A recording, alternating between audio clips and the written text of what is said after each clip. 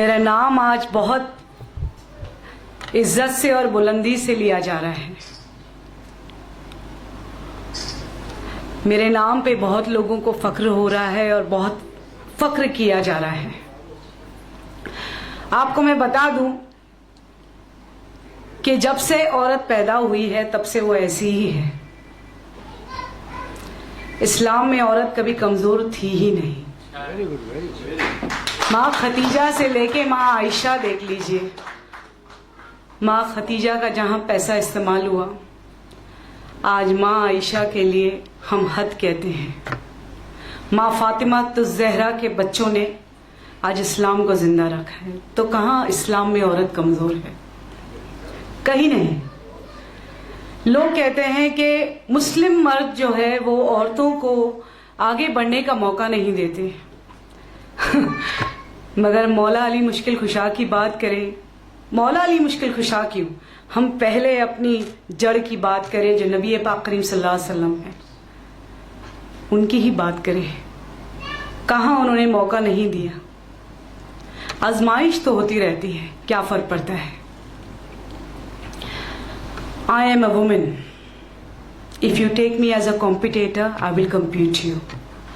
You take me as a companion, I'll give you peace. So it's upon you. कि आप मुझे किस तरह लेना चाहते हैं। मैं पैदा तो रुबीना इम्तियाज खान हुई थी। मुसलमानों में कहते हैं कि 2 जन्म 3 जन्म नहीं होते, बेशक नुजूमी हराम है, मगर इसी जन्म में मैं दोबारा पैदा हुई रुबीना अख्तर हसन रिजवी बनके। मेरे वालिद ने मुझे पैदा किया, एडुकेट किया जहां तक वो कर पाते हैं। हम 5 बहनें हैं, माशाल्लाह सारी एडुकेटर हैं। जब मेरी रिजवी साहब से मुलाकात हुई, सबसे पहले उन्होंने कहा कि what you want to do. I said I want to learn, I want to study. Because जब उन्होंने तारुफ कराया अपनी टीचरों से, अपने उस्तादों से, तो I was just a graduate and I was feeling embarrass कि ये तो सब प्रिंसिपल्स हैं, PhD हैं, and I am just a graduate, दो आई एम डॉक्टर रिजवीज वाइफ। तो डॉक्टर साहब ने कहा मैनेजमेंट एडुकेटेड हो या ना हो, मैनेजमेंट होता है। बट मुझे ऐसा लगा कि नहीं, मैनेजमेंट होता जरूर है, मगर मैनेजमेंट भी एडुकेटेड होता है। तो मैंने डॉक्टर साहब से गुजारिश की कि आपको मेरी पर्सनालिटी देख के क्या लगता है कि मुझे किस चीज़ में तालीम हासिल करनी चाहिए और किस तरह आगे बढ़ना चाहिए। क्योंकि वो मेरे शौहर हैं और बहुत अच्छी तरह मुझे जानते हैं कि बहुत बेबाक तरीके से जीना पसंद करती हूँ। औरत है, औरत हूँ और औरत की तरह जीना पसंद करती हूँ। ये सोच रखती हूँ कि मुझे कोई गिराना चाहे गिरा ना सके, मुझे कोई मिटाना चाहे मिटा ना सके। औरत है, औरत हूँ और औरत की तरह ही जीती हूँ। तो उन्होंने कहा कि ठीक है, तुम वकील बन जाओ। आपको बता दूं कि मेरी पेरेंट्स की साइड और मेरे हस्बैंड की side, I am the only one lawyer. मैं पहली वकील हूँ अपने माँ बाप के घर में भी, पूरे खानदान में, और अपने शौहर के वहां पर भी। जब मैंने पढ़ाई शुरू की तो सब लोग ने कहा कि क्या जरूरत है, घर बैठो, मगर डॉक्टर रिजवी ने कहा क्या जरूरत है, कॉलेज में बैठो। I completed my BA LLB LLM। आपको पता है डॉक्टर रिजवी ने ही वो पूरा सफर तय किया। मेरे एग्जामिनेशन हॉल के बाहर बैठते थे और मुझे कहते थे पूरे 3 घंटे बिताना, कुछ ना समझ में आए तो भी कुछ भी लिख कर आना। It was doctor Rizvi. LLB करने के बाद जब मैं पहली बार कोर्ट गई तो मेरे लिए बहुत डिफिकल्ट था। डॉक्टर रिजवी की कंपनी ज्वाइन कर लिया, बट क्योंकि वो बिल्डर है और बहुत शांत स्वभाव के हैं तो सिविल लॉ मुझे समझ नहीं आ रहा था। मैंने कहा ये पेड़ पौधे मुझे समझ नहीं आ रहे, आप खून वून करें। तो उन्होंने कहा मैंने तो किसी का थप्पड़ भी नहीं मारा है, मेरी आंख ही काफी है, मेरा नाम ही काफी है डराने के लिए। Then I learned cyber, then I did my forensic. I am a cyber forensic lawyer of India, and that is also an Indian Maharashtrian Muslim. Indian क्योंकि मैं हिंदुस्तानी हूँ, महाराष्ट्रन क्योंकि मैं महाराष्ट्र स्टेट में रहती हूँ, और मुस्लिम क्योंकि मैं मुस्लिम पैदा हुई हूँ। So I am an Indian Maharashtrian Muslim. I am sure बहुत जगह ये बातें जाएंगी और उन्हें समझ में आएगा कि एक मुस्लिम महिला अपने आप को किस तरह से एड्रेस करती है।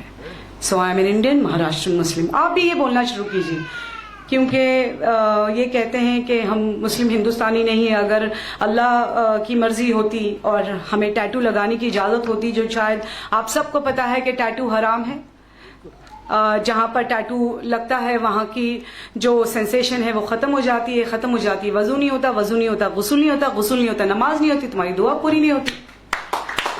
तो अगर टैटू की इजाज़त होती तो मैं ज़रूर हिंदुस्तानी लिख कर घूमती, है ना। So I am an Indian Maharashtrian Muslim. I am the only one Muslim forensic lawyer of India.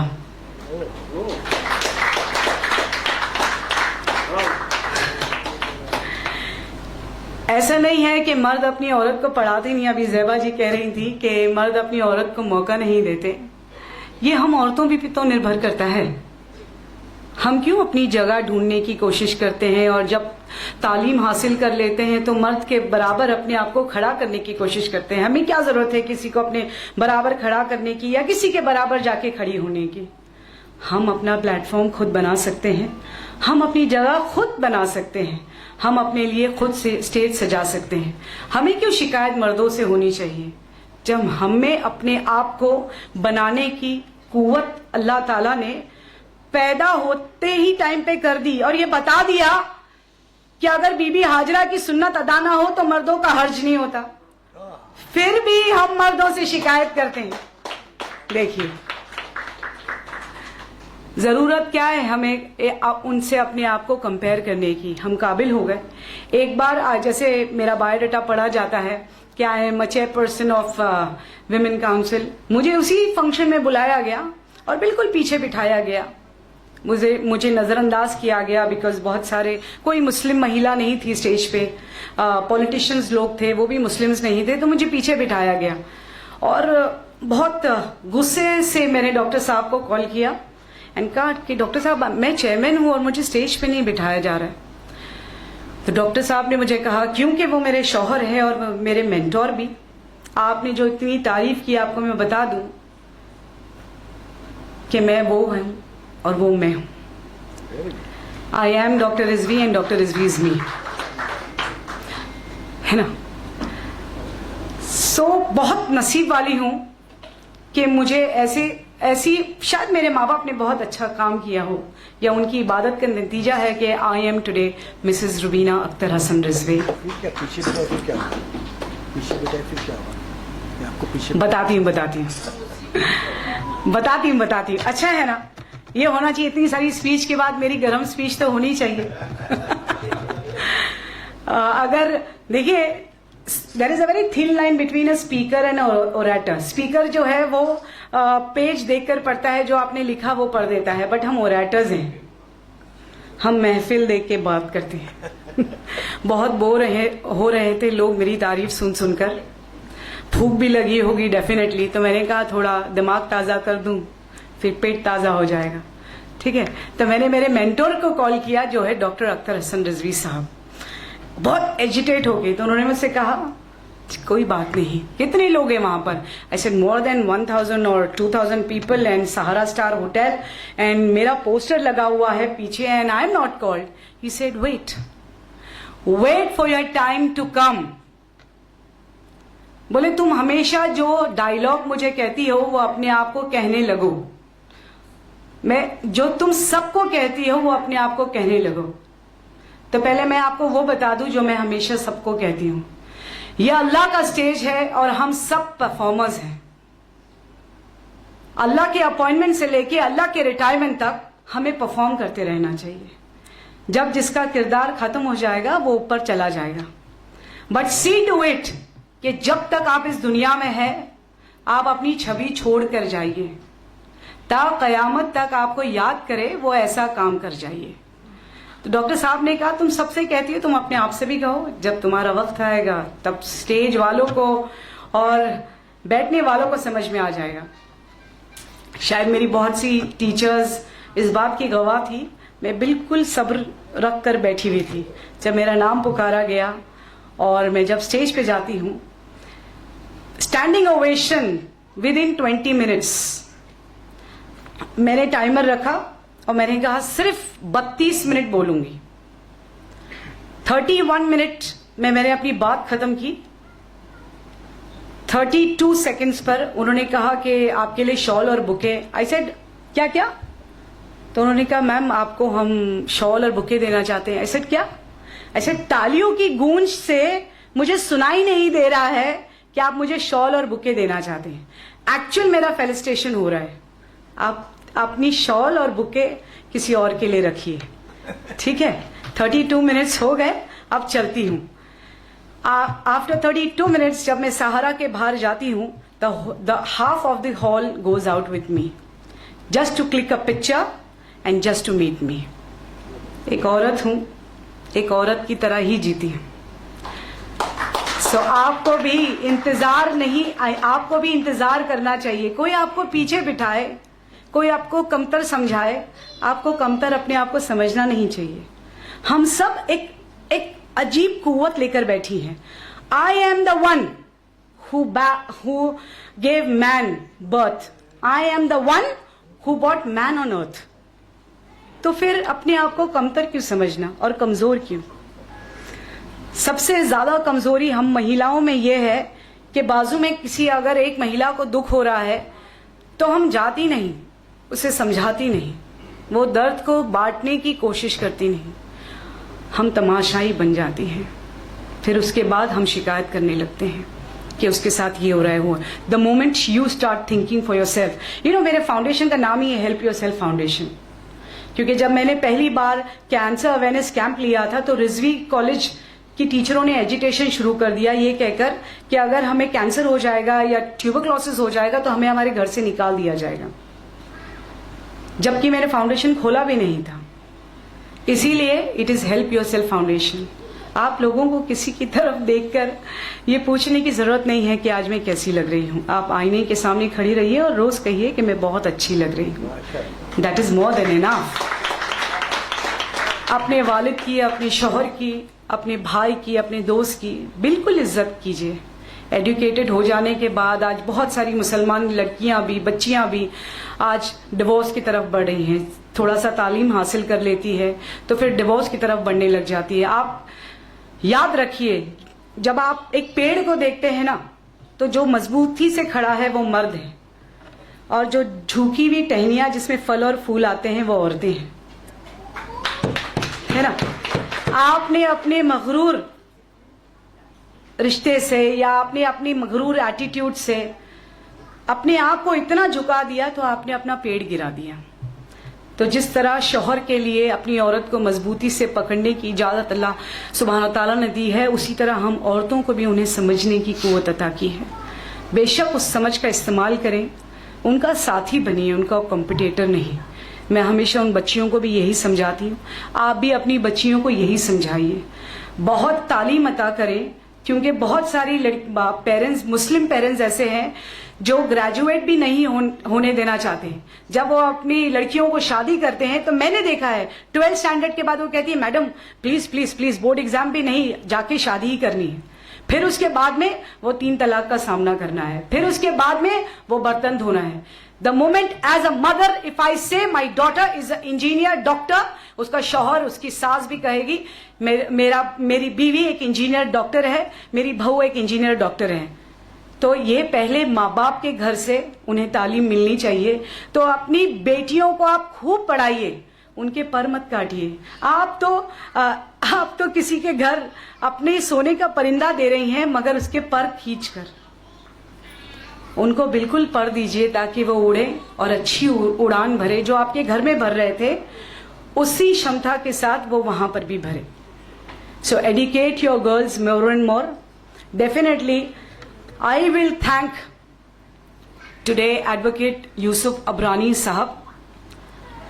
बहुत कम शख्सियत ऐसी है मुंबई में, स्पेशली मुस्लिम्स, जो रिकग्नाइज करती हैं, चाहे वो डॉक्टर रिजवी हो या मैं हूं। हम दोनों भी बहुत कम जगह जाने की कोशिश करते हैं, बहुत सटल रहते हैं अपनी लाइफ में। हम दोनों भी बहुत प्राइवेट हैं। मगरूर नहीं, मगरूर नहीं, हम दोनों बहुत बिजी रहते हैं। वो मैं एजुकेशन देखती हूँ, वो इस उम्र में भी कंस्ट्रक्शन देख रहे हैं। हम मगरूर नहीं, इसीलिए नहीं, बट हम दोनों बहुत प्राइवेट होते हैं, हम जाना जल्दी पसंद नहीं करते। मगर जब यूसुफ साहब ने कहा कि I want to felicitate you, I was very shocked कि डॉक्टर रिजवी का फेलिसिटेशन समझ में आता है, मेरा क्यों? तो उन्होंने कहा नहीं, जो आपने किया है, because I have a ladies wing and I want to show that I am felicitating a women of empowerment. और मैं सिर्फ और सिर्फ उसी बात का फेलिसिटेशन लेने के लिए आई हूं कि I am a woman and a women of empowerment. So बहुत बहुत शुक्रगुजार हूं आप सबकी, बिकॉज मैं आप लोगों के, आप सब मुझे जानते होंगे मगर मैं आप लोगों का नाम नहीं जानती। बहुत लोगों से तारुफ भी नहीं हुआ है मेरा, because I am a very private person. So बहुत बहुत शुक्रिया वक्त निकालने के लिए। देखिए, मुझे बात खत्म करने से पहले आपको ये बता दूं कि मैं ये घड़ी तो पहनती हूँ, साथ में एक इनविजिबल वॉच भी पहनती हूँ। प्लीज आप पहना करें। मेरी दादी कहा करती थी कि एक ऐसी घड़ी हाथ में पहनो जो तुम्हें वक्त का अंदाजा सिखाए और वक्त की अहमियत बताए। जब मेरा अच्छा वक्त आता है तो मैं अपनी हाथ की तरफ देखती हूँ तो वो इनविजिबल घड़ी कहती है ये वक्त भी कट जाएगा। जब मेरा बुरा वक्त आता है तब मैं उस घड़ी को देखती हूँ तो वो घड़ी कहती है ये वक्त भी कट जाएगा। तो ये वक्त जो आप लोगों ने मुझे दिया उसकी मैं शुक्रगुजार हूँ, क्योंकि वक्त सबसे बड़ी चीज है इस दुनिया में, बिकॉज हमारा वक्त कब खत्म हो जाएगा ये हमें पता नहीं। तो बहुत बहुत जज़ाकल्लाह मुझे यहाँ बुलाने का और मेरा और हौसला बढ़ाने का। यूसुफ भाई, congratulations for you joining the Samajwadi Party, because I think so that's a Muslim political party, and I'm sure that you are on this platform, you are going to gather more and more Muslims, and gather more and more Muslims, whether they are women, whether they are youth, or whether they are men. More and more Muslims on platform where we can raise a voice on our issues. हमारे बारे में तो कोई बात ही नहीं करता, ना करे, हम ऐसे ही बहुत सक्षम हैं, क्योंकि हम नबी की उम्मत है तो हम ऐसे ही बहुत सक्षम है ना। हम उम्मत रसूल है तो हमें कोई डरने की या फिक्र करने की जरूरत नहीं। नबी पाक करीम सल्लल्लाहु अलैहि वसल्लम के नाम को बुरा बोलकर भी बहुत लोग अपनी दुकान चला रहे हैं, तो चलाते रहने दीजिए, उन्हें एंजॉय करते रहने दीजिए, है ना। जज़ाकल्लाह बहुत बहुत। अस्सलाम वालेकुम।